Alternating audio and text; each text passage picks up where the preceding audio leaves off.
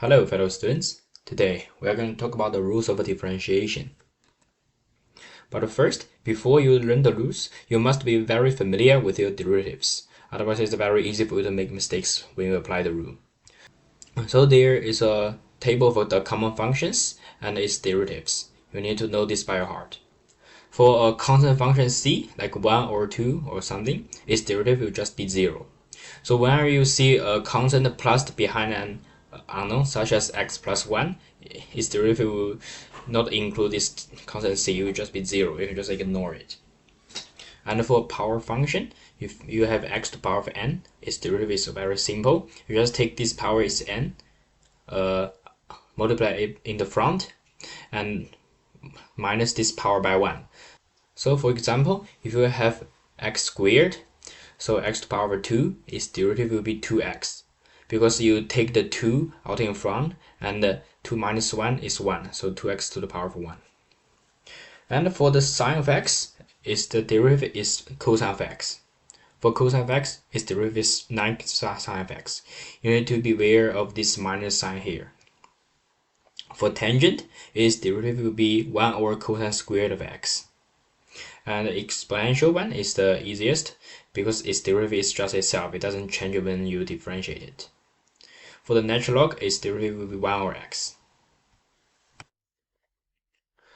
So the first rule we're going to talk about is the chain rule. This is one of the most important rules in calculus. You need to know how to use it.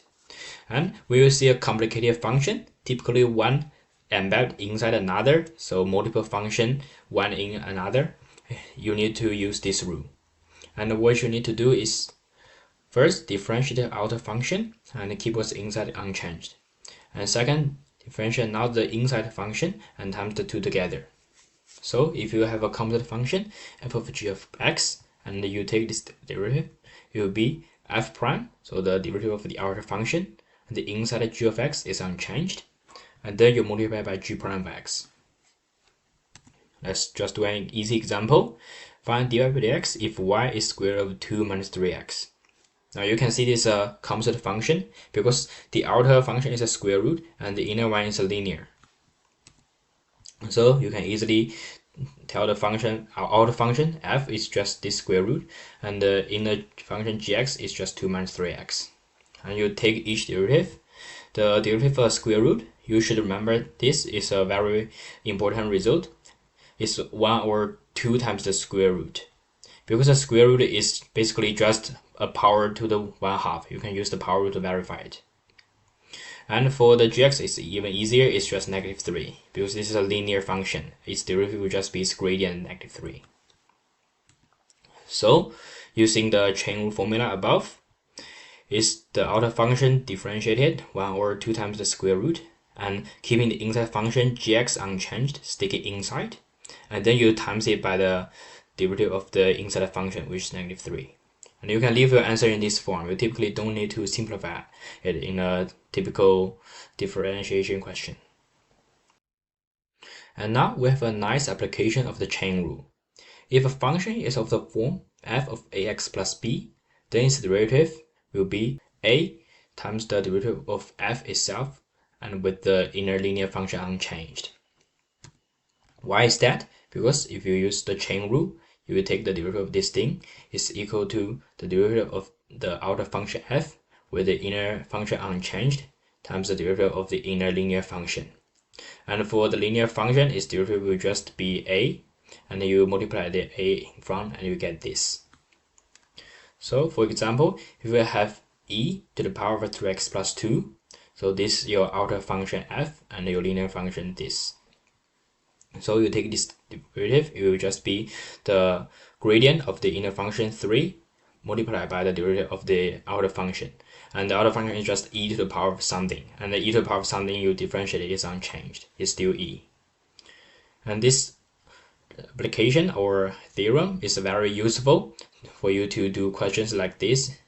You essentially save you a lot of time when you have a rather complicated expression to differentiate. The next one is the product rule. This is also used very often and you should know how to do it. It is used when you see two functions are multiplied together, and what you are going to need to do is 1. First, differentiate the first function, times it by the second, and differentiate the second function, times it by the first, and add the two together. So written out in formula case, you can see it's like this. The first one derivative and times the second, plus the second derivative times the first. Example will be if y equals x times sine of x, find dy by dx. So you can just use the formula here, is two functions times together, derivative of the first one times the second one, and derivative of the second one times the first one. And this is an easy example because derivative of x is just 1 and derivative of sine of x is cosine of x. And you get this. The last rule is the quotient rule. This is used when you see one function is on top of another, and what you need to do is first differentiate the top function times it by the bottom function, and differentiate the bottom function times it by the top function. And you put 1 minus 2 in the numerator, and you put the square of the original bottom function in the denominator. This is the most complicated rule to use. It's written out in formula is the derivative of the top function times the bottom function minus the bottom function differentiated times the top one, and all divided by the bottom one squared. But thankfully this formula is in your formula sheet, you don't need to remember it. I just do an example of quotient rule. Show that the derivative of 1 plus 3x over x squared plus 1 is this. So we have our quotient rule formula. The top function is this 1 plus 3x. Bottom function is x squared plus 1. The derivative of the first function is 3, and the derivative of the bottom function is 2x. And now we just plug it into the formula. So it's f prime times g minus g prime times f. You need to be aware this is a minus sign here, and all over the bottom function squared. And now because it's a show that question, you need to show it's this form. You just need to expand and simplify it. So if you expand the first bracket, it's 3x squared plus 3 and minus 2x and minus 6x squared. And 3x squared minus 6x squared gives you negative 3x squared. And now you're done.